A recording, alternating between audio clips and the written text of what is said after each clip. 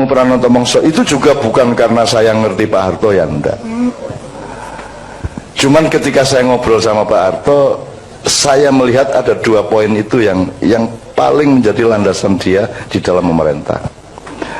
Tapi keawetannya Pak Harto 32 tahun itu juga tidak semata-mata karena ilmu Pranoto Mongso dan ilmu Katuranggan, tetapi pasti variabel apapun asalnya dari 2 itu. Katuranggan itu artinya dia mengenali setiap yang bekerja bersamanya, calon menterinya piye, cocoke sopo, sak piturute, maka permanen. Maka setiap menteri selama Orde Baru dulu dikenal orang semuanya. Benci pun kayak apa tapi orang kenal. Sekarang tidak kenal toh. Menkominfo sopo? Orang ngerti toh gue? Orang ngerti saiki. Mensesnek sopo? Ono per Mensesnek. Aku jarang ngerti ono pora. Jadi sekarang itu sudah tidak ada artinya semua itu. Nah di zaman Pak Harto serius deh. Ilmu Katuranggan adalah mengenali watak setiap orang. Ya, jadi tidak hanya ekspertasi kependidikannya, tapi juga watak dan kepribadiannya, kecenderungan budayanya, ya, terus apa namanya, bahkan dalam tanda petik nasibnya, hokinya, lucknya, apa jenis, keberuntungannya, itu coba dikenali. Bahwa tidak tepat, tidak apa-apa, tapi itu kita raba semuanya. Nah, itu ilmu Katuranggan, Dek. Ilmu Katuranggan itu harus dikenali oleh setiap orang tua yang punya anak. Anakmu bukan anakmu, kata Khalil Gibran, Khalil Gibran, ya Pak ya. Khalil Gibran, mergo kowe macane saka bahasa Inggris diterjemahke, akhirnya kowe Khalil Gibran ngono to. Wong Inggris ki jan kualik-walik. Khalil Kahlil. Ada petinju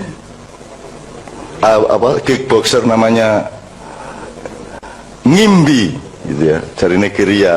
Penyiar mesti negimbi ngono kae, negimbi walah ngimbi, negimbi ora iso deh. Jadi mesti diwolak-walik itu Khalil Gibran. Jadi anakmu itu adalah ciptaan Allah dan Allah punya konsep tentang anakmu. Itu namanya Katuranggan. Nah, anakmu sendiri cari siapa dia. Maka dia meneliti lingkungannya, meneliti dirinya. Dia bercermin, ya. Dia lihat dirinya, lihat lingkungannya, lihat dirinya, terus menerus berdialektika. Nah dia bercermin mencari dirinya sendiri. Jadi anak itu meneliti dirinya. Karena dulu dia punya perjanjian sama Allah, ya sebelum lahir gini. Begitu lahir dia dibikin lupa menurut Sabrang. Nah maka begitu bayi lahir dia mulai meneliti, mengenali. Oh ini ibunya, oh ini udara, oh ini panas, oh ini dingin, dan seterusnya. Itu namanya ilmu Katuranggan. Mengenali diri. Nah, orang tua jangan mendidik anaknya seolah-olah dia adalah miliknya dan menjadi bagian dari obsesi orang tua. Nanti kalah hebat dari aslinya loh. Kalau anakmu itu ayam, jangan dibebek-bebekkan karena kebetulan yang populer bebek, kan gitu. Maka anakmu kamu rubah jadi bebek. Jadi pendidikan di dunia ini memang gitu. Jagung di kacang-kacangke, kacang di jagung-jagungke, bahkan kabeh dadekke sak jenis, cita-citanya sama, ya toh. Fakultas yang populer apa, yang paling laku apa, itu kan menunjukkan bahwa orang tua yang punya anak itu yang mengatur anaknya dan mencetak anaknya sesuai dengan obsesi atau nafsunya orang tua. Fuad itu orang yang betul-betul orang duwe iki lah, orang duwe ambisi, dadi dekan iki ya sendelik. Ojo nganti ngerti aku, ojo nganti ngerti ibu dan keluarga. Dan setelah jadi dekan selesai baru saya tahu dia jadi dekan. Ini pokoknya wong anu iki, wong rada jin lah, atau wong delik-delik gitu ya. Nah gini teman sekalian, Kiai Kanjeng keliling ke 5 provinsi atau 6 provinsi ya di Mesir. Ketika kami sampai ke Ismailia, kan pokoknya yang memberi pengantarnya Cak Fuad, yang memimpin acara Cak Fuad. Karena saya kan tidak begitu bisa bahasa Arab karena saya lebih pintar bahasa Inggris. Kalau pas di Arab ngomong begitu, kalau pas di Inggris saya balik. Saya lebih pintar bahasa Arab daripada bahasa Inggris kan gitu. Nah, begitu selesai di tengah-tengah acara, Gubernur Ismailia itu naik panggung langsung dan minta mikrofon dan langsung mengumumkan, saudara saya minta besok semua aparat yang mengurusi pendidikan kumpul di kantor gubernur. Karena saya malam ini merasa malu. Saya orang Arab, Dia bilang, kita semua orang Arab dan kita kalah bahasa Arabnya dengan tamu kita dari Indonesia yang dimaksud Cak Fuad. Padahal tamu kita itu tidak pernah sekolah di Arab. Jadi mulai besok kita harus mengadili diri kita sendiri. Kenapa kita kok kalah bahasa Arabnya? Karena orang Mesir kan terbiasa Arab Amiyah. Sementara Cak Fuad kan tidak ngerti Amiyah. Amiyah itu Arab pasaran. Tuh. Nah, Arabnya Cak Fuad Arab Fuskah gitu ya. Jadi ini contoh aja. Jadi sekarang untuk mengetahui seberapa tingkat dalam tanda petik penguasaan Cak Fuad kepada bahasa Arab itu Anda lihat saya aja. Aku iki sing cetha orang iso bahasa Arab di pesantren mingrong tahun seprapat diusir, dan itu belum sampai balaghah, belum sampai apa-apa, cuman ngapalin mahfudhot sama hadis beberapa dan mutolaah dasar dah. Tapi saya kan actingnya seperti bisa bahasa Arab tuh, Mas. Kan seolah-olah saya itu paham bahasa Arab. Itu karena saya dekat Cak Fuad, itu masalahnya. Jadi pokoknya kerungu-kerungu gini tak pamer arek-arek peti karo aku wis lumayan gitu. Nah, saya dengan kemampuan teaternya kan bisa acting ning ngarepmu koyo aku ngerti-ngerti ngono kae. Yang penting tidak salah kan gitu. Itu satu. Jadi saya bersyukur dan saya gembira sekali Cak Fuad dihibur Allah keliling dunia terus menerus, dan ini baru aja dari Kuala Lumpur, dari Spanyol, dari Swiss, dari mana-mana lah wis. Iki Cak Fuad iki ngalahno presiden susu iki nang luar negeri terus iki opo ceritane gitu. Dan tidak pernah laporan Cak Fuad itu, tidak pernah bangga ke luar negeri, tidak pernah bilang di sini saya acara begini, tidak tahu. Jadi Mak Iyah ini bingung. Cak sampean mbok ngekei apa lah? Di sana ada ini, ada diskusi ini, mbok gitu loh. Supaya bisa diketahui oleh teman-teman Mak Iyah di web apa di mana gitu. Cak Fuad tidak pernah. Dia juga tidak merasa bahwa itu penting gitu ya, enggak. Jadi Cak Fuad ini melaku menurut. Dan pedoman beliau kan angka 7. Karena lahirnya tanggal 7 bulan 7 tahun 47 kan gitu. Maka Cak Fuad itu selalu merasa aku pitu ae, gak usah 8, gak masalah. Pitu ae lah.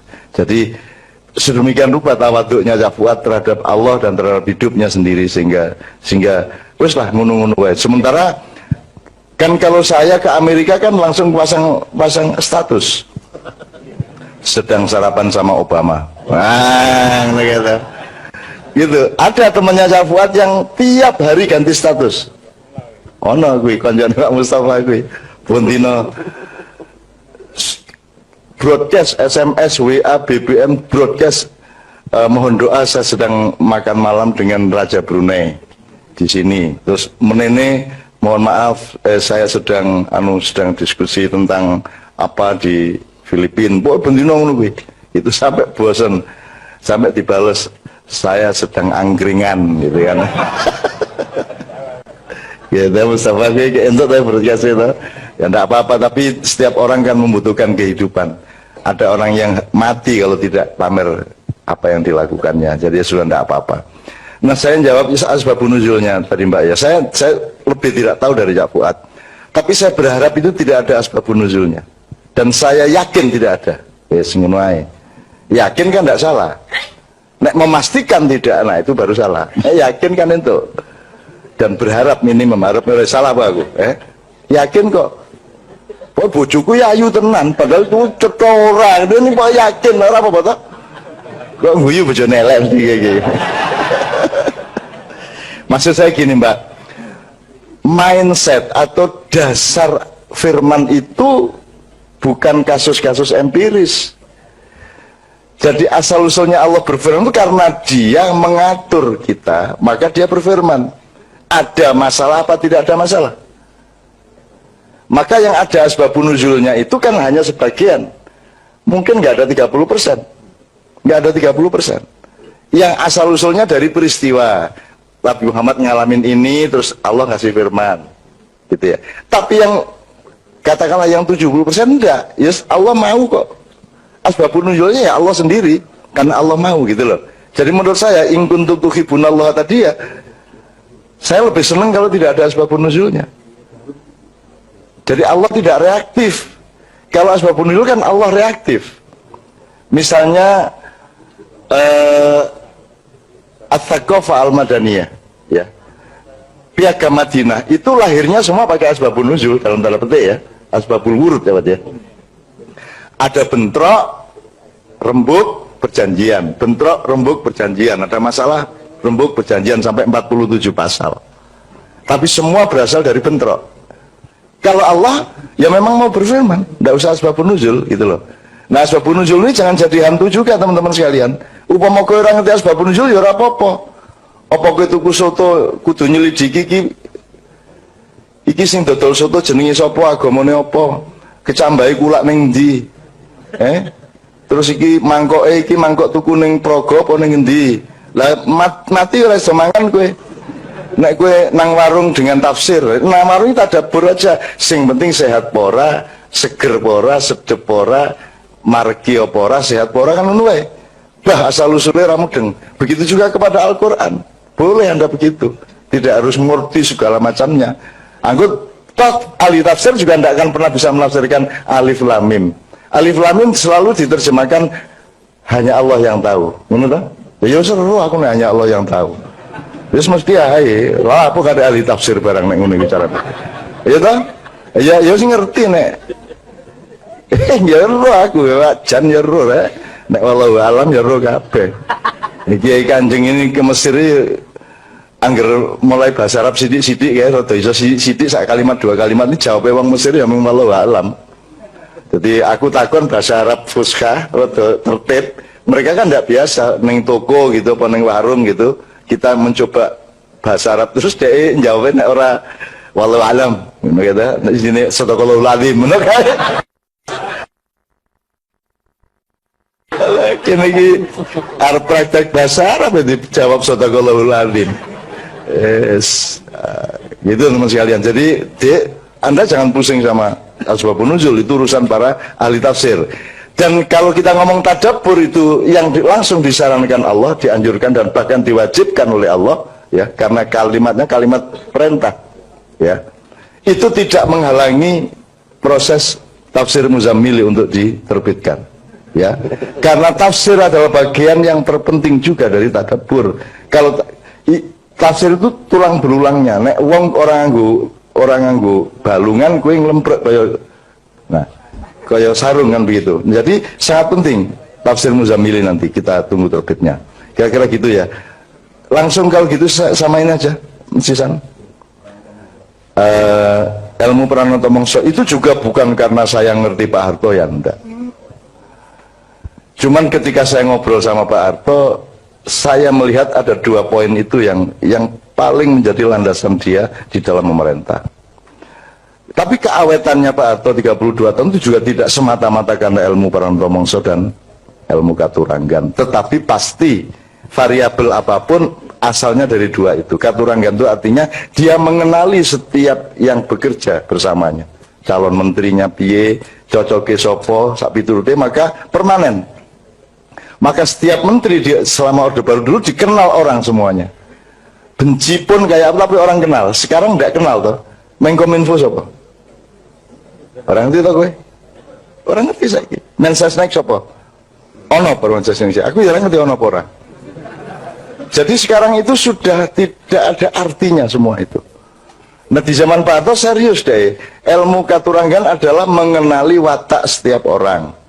Ya. Jadi tidak hanya ekspertasi kependidikannya, tapi juga watak dan kepribadiannya, kecenderungan budayanya, ya, terus apa namanya, bahkan dalam tanda petik nasibnya, hokinya, lucknya, apa jenis, keberuntungannya, itu coba dikenali bahwa tidak tepat, tidak apa-apa, tapi itu kita raba semuanya, gitu loh.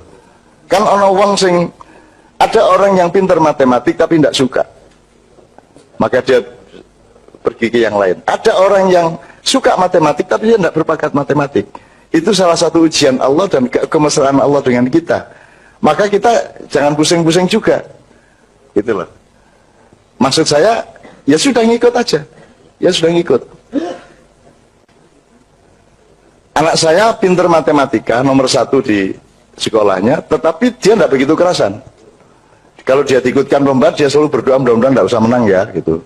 Apa nek menang, wongku repot, wongku nang kota madya baru kui provinsi nasional, wah repot itu nanti. Malah ngono kuwi. Iya aku. Jadi aku arep bangga sithik ngono ra iso. Siapa ranking 1? Aku takon, kalau bisa jangan saya lah. Ngono kuwi jawab anakku. Coba kan. Nomor 1 saya lah jadi wong tua ya sok-sok pengen bangga-bangga sithik. Tapi saya juga senang dengan jawaban itu. Ternyata dia berdaulat atas kehidupannya. Ternyata dia mengatur dirinya. Dia tidak terikat oleh menjadi menang atau menjadi kalah. Gitu loh. Jadi rasa tak wurui ternyata wis ngono kuwi anakku. Gitu. Jadi nek selalu ngaku bodoh, selalu ngaku nggak ngerti dan seterusnya. Gitu. Nah, itu ilmu katuranggan, Dek. Ilmu katuranggan itu harus dikenali oleh setiap orang tua yang punya anak. Anakmu bukan anakmu, kata Khalil Gibran, Khalil Gibran, ya Pak ya. Khalil Gibran, mergo kowe macane ke bahasa Inggris diterjemahke, akhirnya kowe Khalil Gibran ngono to. Wong Inggris ki jan kualik-walik. Khalil Khalil. Ada petinju kickboxer namanya Ngimbi gitu ya, dari Nigeria. Penyiar mesti Ngimbi ngono kae, Ngimbi. Walah Ngimbi. Ngimbi ora iso deh, jadi mesti diwolak-walik itu Khalil Gibran.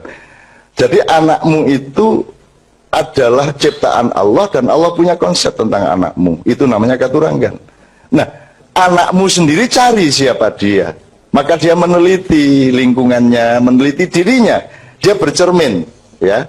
Dia lihat dirinya, lihat lingkungannya, lihat dirinya, terus menerus berdialektika. Nah, dia bercermin mencari dirinya sendiri. Jadi anak itu meneliti dirinya. Karena dulu dia punya perjanjian sama Allah, ya sebelum lahir gini, begitu lahir dia dibikin lupa menurut Sabra. Nah, maka begitu bayi lahir dia mulai meneliti, mengenali, oh ini ibunya, oh ini udara, oh ini panas, oh ini dingin, dan seterusnya. Itu namanya ilmu katuranggan, mengenali diri. Nah, orang tua jangan mendidik anaknya seolah-olah dia adalah miliknya dan menjadi bagian dari obsesi orang tua. Nanti kalah hebat dari aslinya loh. Kalau anakmu itu ayam, jangan dibebek-bebekkan. Karena kebetulan yang populer bebek. Kan gitu. Maka anakmu kamu rubah jadi bebek. Jadi pendidikan di dunia ini memang gitu. Jagung di kacang-kacang ke, kacang di jagung-jagung ke, bahkan kabeh dadekke sak jenis. Cita-citanya sama, ya toh.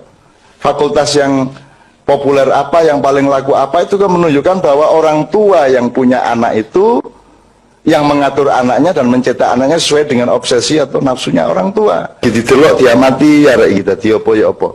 Termasuk banyak orang sudah mulai mengeluh kok anak cak nun sing wedok ora jilbaban. Gitu kan. Kowe engko kaget dhewe lho suatu hari. Wis tau kowe iki tenang wae. Mbak Novia itu kawin sama saya 2 tahun juga tidak jilbaban dan saya tidak pernah menyentuh. Menyentuh lah. Maksud saya tidak pernah ngomongin soal itu. Nggak pernah saya, nggak pernah menyuruh dia berjilbab. Karena saya tidak mau dia berjilbab karena saya tidak mau berjilbab karena teman-temannya, saya tidak mau dia berjilbab karena yang bukan Allah. Yang penting saya proses, saya dorong terus uluhiyah di dalam dirinya, dialektika dengan Allah, itu saya proses terus, sampai akhirnya dia pasti punya cita-cita sendiri, cuman dia butuh proses budaya, butuh momentum hidayah, butuh tahap-tahap, di mana dia akan, kalau sudah mengambil keputusan, dia akan mantap, semantap-mantapnya. Yang begitu. Setelah 2 tahun, Mbak Novia baru pakai jilbab. 2 tahun, dan saya tidak pernah, ketika dia pakai jilbab, saya juga tenang aja, enggak pakai saya juga tenang aja. Biarin aja, wong dia urusan sama Allah kok, sendiri kok, enggak sama saya kok, gitu. Bahwa aku dionanake wong yang mengurangi dosa seperti Gus Dur tadi itu. Kalau belok sedikit ke Gus Dur, teman-teman sekalian, saya bersyukur bahwa saya itu orang yang mungkin sangat lemah ya dibanding Gus Dur. Gus Dur orang yang sangat kuat, saya itu orang lemah, hati saya lemah gitu ya. Jadi saya tidak kuat menanggung seperti yang ditanggung oleh Gus Dur. Gus Dur itu tidak hanya difitnah orang, tapi dibesar-besarkan melebihi dirinya, gitu loh. Jadi kasihan juga sama Gus Dur saya. Dan ini kudu ngono kuwi, neng kok konok-konok ke. Ini tak buka oke banget jane. Mesake jane Gus Dur. Jadi aku sering sowan. Gosakno sampean niku gosak ngono. Dia pasti gede-gede kira karu-karuan. Sudahlah, orang itu ndak ada gede, ndak ada kecil. Semono ya, semono ora masalah, dan itu tidak berarti Anda lebih kecil dari orang lain. Itu loh. Ulo sawo karo ular kobra ya dewe-dewe, orang njur kok bandingke. Orang njur nek wedhus kalah gede karo gajah. Ya ora gajah ya semono kuwi, wedhus ya semono kuwi. Wong kowe laler sama macan aja menang laler kok. Aja njur bagusi kowe dadi macan, aku macan. Nek kowe dileboni laler motor, aku ingin nangkep laler siji wae ra iso.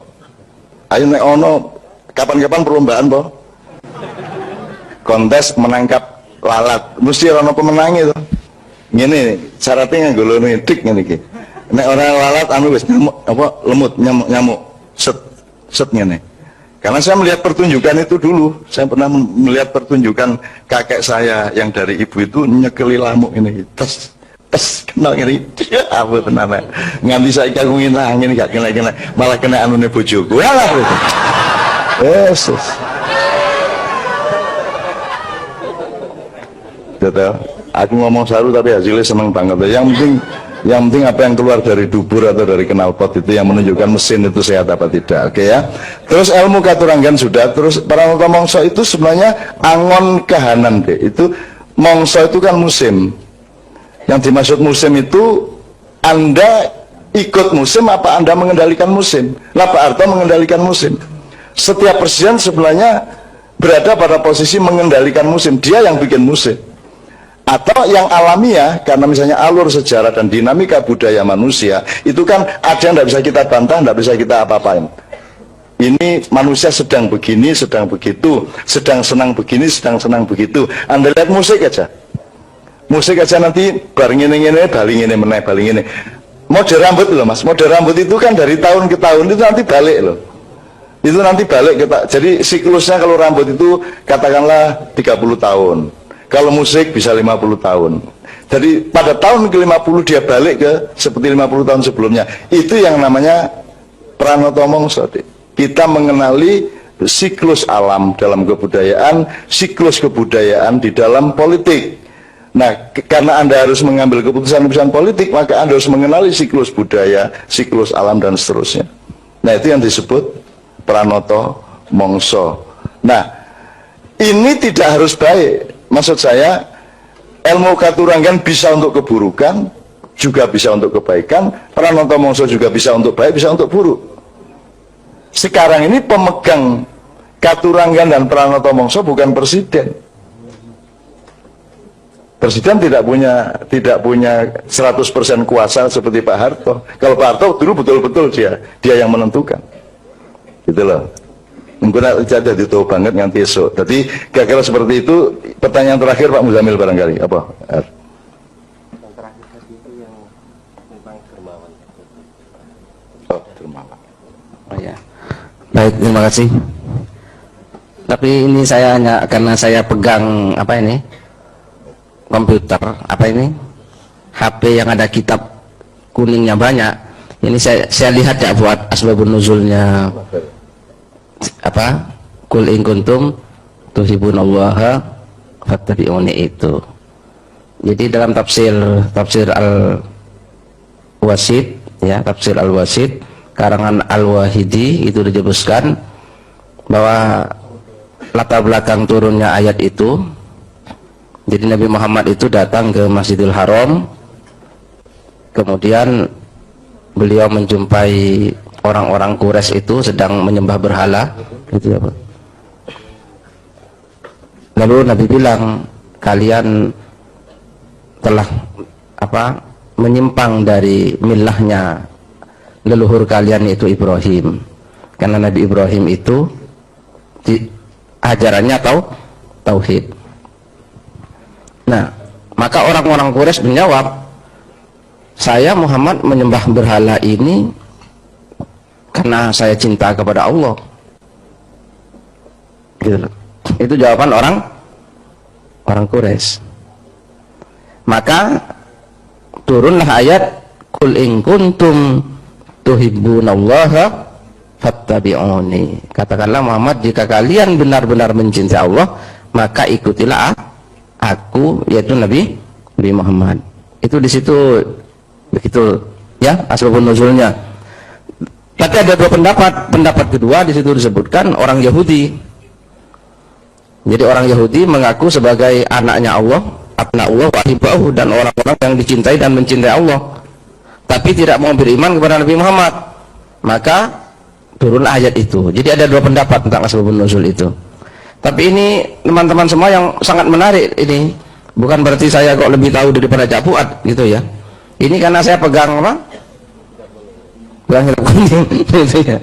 Nah, ini yang menarik, ini pelajaran yang sangat berarti dari Cak Fuad gitu ya. Jadi saya ini luar biasa Cak Fuad ini. Itulah. Gini, saya Cak Fuad ini kalau dulu ini Imam Malik gitu ya. Sebenarnya Cak Fuad saya yakin bukan karena tidak tahu ya. Gitu ya. Tapi beliau meniru Imam Malik. Imam Malik itu kan paling alimnya ulama Madinah gitu ya. Imam Malik itu sering kalau ditanya bilang nggak tahu. Nah coba, saya nggak tahu. Maksudnya Imam Malik itu mengajari orang supaya orang itu meskipun tahu tidak merasa tahu. Gitu loh. Saya kira Cak Fuad bukan nggak tahu, hanya Cak Fuad meniru Imam Malik. Gitu ya. Gitu ya. Lalu Imam Malik sering didatangi orang, ditanya, nggak tahu, kamu tanya sama orang lain saja. Nah, gitu ya. Bahkan pernah satu saat Imam Malik itu ditanya oleh orang 48 pertanyaan. Coba bayangkan. Akhirnya Imam Malik menjawab berapa? Apa dijawab semua? Ternyata yang dijawab hanya berapa? 48 ya. Yang dijawab hanya 16. Sisanya berapa?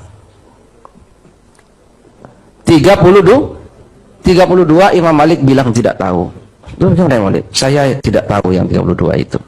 Nah, bayangkan seorang alimnya seperti Imam Malik menjawab tidak tahu. Nah, itu saya kira Cak Fuad gitu ya, bukan tidak tahu beliau gitu ya. Tapi meniru Imam Malik gitu ya. Dan Imam Malik seperti itu. Nah, jadi besok kalau sampai tanya sama saya jawab tidak tahu juga, berarti saya niru Imam Malik juga. Nah, itu. Nah, Imam Malik ini, Imam Malik bin Anas al-Maliki itu. Ya begini masalah kedermawanan itu, apa? Kedermawanan ya. Ya memang yang disebut dermawan itu bukan karena memberi untuk mendapatkan yang lebih. Iya. Termasuk tidak memberi kesempatan kepada orang lain, itu kedermawanan gitu ya. Al-isar itu mengalah itu orang yang dermawan. Jadi kalau sampean antri gitu ya, terus karena melihat ada ibu-ibu atau siapa yang lebih berhak lebih dulu dari sampean nggak usah ngasih uang sama dia kan, tapi sampean mengalah, oh ya sudah lebih dulu, itu juga bagian.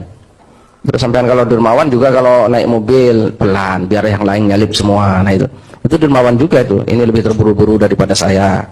Nah itu ya, itu juga dermawan. Jadi itu mengalah itu juga dermawan. Jadi tidak harus dengan memberi. Oke, kalau urusan dermawan dan sedekah Pak Mustafa orangnya gitu ya.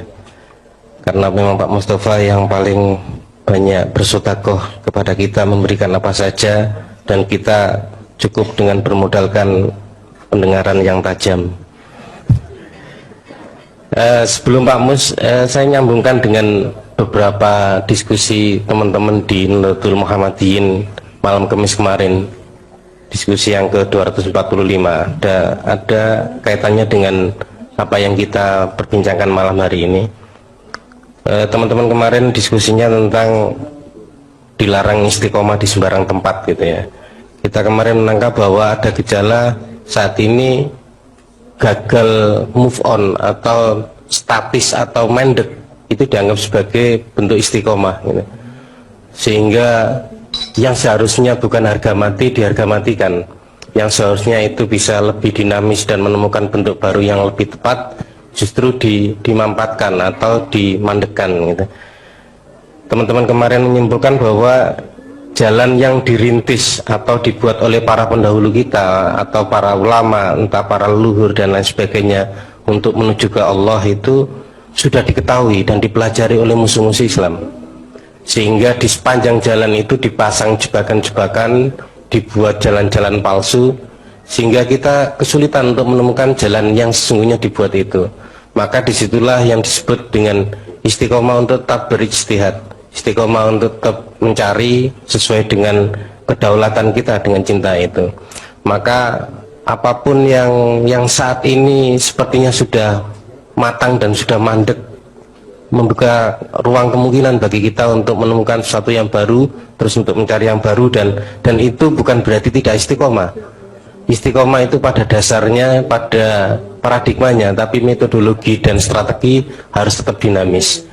Bahwa seorang penjual nasi goreng itu kalau tidak laku dagangannya, dia bisa beralih untuk jualan telur atau bisa buka bengkel sepeda gitu. Itu strategi. Tapi dasarnya atau paradigmanya adalah mengabdi pada Allah melalui kecukupan nafkah untuk anak istri. Tapi strateginya bisa berganti.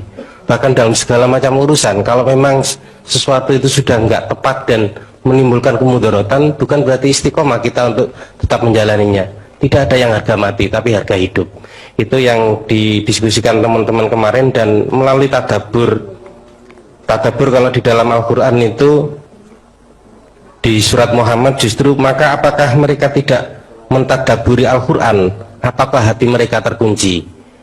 Dikaitkannya tadabbur justru bukan dengan akal pikiran, tapi lebih ke hati.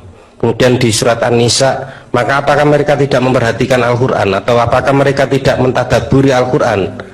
Kalau kiranya Al-Quran itu bukan dari sisi Allah, tentulah mereka mendapat pertentangan yang banyak di dalamnya. Kita bisa lebih dalam menggali tentang makna tadabbur, tapi sebelumnya kita dengarkan dulu Oke teman-teman sekalian, Cak Fuad sama saya tadi benar-benar tidak tahu, bukan karena bergaya Imam Malik ya. Dan tidak ada masalah, tidak tahu itu tidak ada masalah. Kalau tahu itu tidak usah bangga, dan tidak tahu tidak usah minder. Kabeh wong ono ngertine, ono orang ngertine. Jadi kita tetap seimbang saja. Dan Cak Fuad tidak sedang menerapkan itu metode akhlak ya, pendidikan akhlaknya Imam Malik. Kan kalau Imam Malik itu kita anggap itu yang terbaik, berarti Imam Syafi'i jadi jelek kan gitu. Karena Imam Syafi'i kan ngasih tahu terus, jawab terus gitu. Jadi semua itu kita hormati, kita semua kita tadaburi. Kita tadaburi artinya pokoknya semua bermanfaat untuk kita, apa saja. Teman-teman sekalian, saya bilang sama Mas Haryanto, kita ini sedang berada pada situasi agak salah tingkah saya ini, dalam arti Allah ini memberi rahmat ilmu yang luar biasa kepada Ma'iyah, dan beberapa bulan terakhir itu progresi hidayah Allah itu luar biasa, bikin kita kewalahan. Kalau istilahnya Mas Haryanto, iki orang mengadus iki diancep-ancep neng kali gitu. Jadi kita itu habis-habisan. Saya tidak melihat itu sebagai kebanggaan Ma'iyah dan kita. Saya melihat itu sebagai tanda bahwa insya Allah akan diselamatkan kok oleh Allah. Segala macam yang kita cemaskan di luar Ma'iyah itu insya Allah kok enggak akan terjadi kok seperti yang kita cemaskan, enggak kok. Wis tonggo ono dalane dhewe, dan rahasia Allah ini kan pelan-pelan juga akan beliau kuatkan. Jadi Bapak sekalian, ibu-ibu, anak-anakku semua, cucu-cucu, mari kita terus bertadabbur dan melakukan setiap kali itu kepekaan dan kesadaran untuk terus-menerus mengambil manfaat dan mensyukuri. Sebagaimana nyun sewu sedikit ini sebelum dengan Kiai Kanjeng kita do Gusti bareng-bareng ya, do Gusti bareng-bareng. Saya Padang Bulan pernah kedatangan Prabu Brawijaya 3 kali. Jadi orang yang merasa dirinya Prabu Brawijaya dengan pengiringnya, dan itu saya terima, dan kita ajak naik, dan kita kasih peluang untuk berbicara. Saya dapat tamu di Kadipiro macam-macam. Jadi saya cuma melihatnya begini, semua orang itu penuh cinta kepada bangsanya, kepada rakyatnya. Terus mereka mencari cara untuk ikut menyelamatkannya gitu. Kalau kita ngomong kedermawanan, saya melihat Ma'iyah ini sedekah untuk Indonesia. Sebab kita kan tidak punya kewajiban. Kalau zakat wajib, sholat 5 waktu wajib, tapi ini sholat sunat toh. Maka sholat sunat itu berfungsi sedekah dalam tanda petik. Kalau dia kepada manusia, kan Ma'iyah tidak harus ada. Dan kita juga tidak harus bantu apa-apa ke Indonesia, wong kita sudah bayar orang untuk ngurusi Indonesia. Nah, kita kan tidak ikut bertanggung jawab secara hukum matrik 5-nya Islam itu. Tapi kita mau melakukan seperti ini. Bahkan yang berkewajiban sendiri tidak pernah berinteraksi dengan rakyat seperti ini. Padahal dia dibayar untuk itu, tapi tidak pernah. Dan alhamdulillah ini merupakan sedekah kita.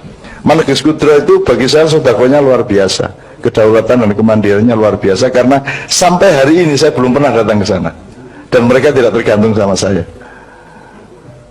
Bahkan yang masih baru seperti Juguran Syafaat saya pernah datang sekali, tapi ke Maneges Kudro saya belum pernah toh. Belum ya Mas? Iya, belum pernah. Dan Anda tidak peduli saya datang apa tidak, karena Anda mengerti apa yang seharusnya dan apa yang tidak harus, kan begitu. Jadi menurut saya itu sedekah. Jadi teruskan Maneges itu sebagai sedekah Anda kepada rakyat, kepada Indonesia, kepada bangsa, kepada semua. Sebab Anda tidak berkewajiban, dan nilai Anda bermaneges Kudro itu lebih tinggi daripada orang bikin parpol yang dikasih biaya pemerintah, yang tujuannya juga mengambil dan meminta. Sementara Ma'iyah itu tidak pernah ngambil apa-apa, tidak pernah minta apa-apa, tidak pernah nuntut apa-apa. Dan itu juga yang disebut Mas Haryanto tadi, itu sebuah jenis sedekah. Jadi kue orang nyolong itu sedekah loh Mas. Jadi aku ini bendino iki menikmati ganjaran oke banget. Turu ya untuk ganjaran, rasanya hatiku loh ya, muka-muka bener. Kok lagi maya ini Jakarta do nyolong aku turu ya. Apa itu gue? Jadi tidak apa-apa, tidak ngapa-ngapain pun kita bersedekah sebenarnya. Kalau kita perluas makna sedekah itu. Jadi bukan hanya memberi, tidak mengambil itu pun sedekah. Gue iso nyolong ora kok colong, gitu ya. Mungkin itu bukan sedekah, tapi posisi seperti sedekah. Saya tidak pernah memakai akses saya, hak saya, eksistensinya tidak pernah saya pakai. Semua tidak saya pakai. Saya tidak minta, tidak tagih, tidak ambil, gitu. Jadi teman-teman sekalian, mudah-mudahan Allah memuliakan Anda semua. Dan yang terpenting bukan Anda menjadi mulia, yang terpenting adalah anak-anakmu akan dimuliakan Allah. Anak-anakmu akan dimudahkan oleh Allah hidupnya. Cucu-cucumu akan diberkahi oleh Allah. Dan itu sebenarnya cita-cita yang utama dibanding cita-cita kita mengenai diri kita sendiri. Kalau kita kan tidak penting-penting amat. Nah, anakmu kan penting banget, putumu penting banget. Jadi mudah-mudahan ono bocah SMP kelas 1 melu Ma'iyah nganti jam 4 itu muga-muga sesuk ya sabar karo gurune, sebab dhek mesti cerdas terus kepingin bantah terus, dan aja bantah-bantah. Wis ora apa-apa, selesaikan sekolah sebaik-baiknya dan patulah kepada guru selama di sekolahan, bahwa gue bantah engko nek wis bar sekolah wae.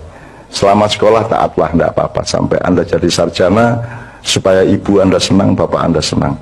Tidak usah menerapkan semua kehebatan Anda di kampus, karena kampus itu tempat bukan untuk mencari ilmu, tetapi tempat untuk menyenangkan orang tua Anda. Ngono ceritane ngono iku. Ngono nek aku jadi ben cepet lulus kowe iki. Gitu. Oke, teman-teman sekalian, Cak Fuad sama saya tadi benar-benar tidak tahu, bukan karena bergaya Imam Malik ya. Jadi, dan tidak ada masalah, tidak tahu itu tidak ada masalah. Kalau tahu itu tidak usah bangga, dan tidak tahu tidak usah minder. Kabeh wong ono ngertine, ono orang ngertine. Jadi kita tetap seimbang saja. Dan Cak Fuad tidak sedang menerapkan itu apa metode akhlak ya, pendidikan akhlaknya Imam Malik.